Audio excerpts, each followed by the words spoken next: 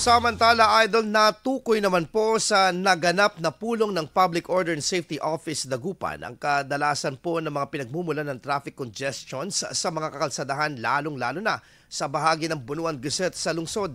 Ilan sa mga natukoy po ay ang pagpark sa mga gilid ng mga lansangan, maging ang posibleng umanong slow driving na mga nangangapa o bago pa sa pagmamaneho. Pinaplano umano ng pagkakaroon po ng traffic lights pagkatapos ng ilang mga isasagawang testing kung makakatulong na maibsan ang bagal ng daloy ng trapiko.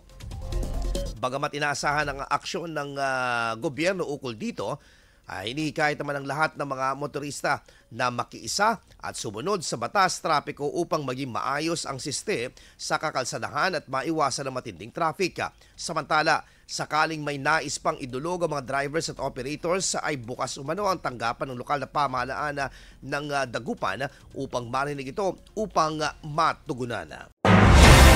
IFM News. IFM News. IFM.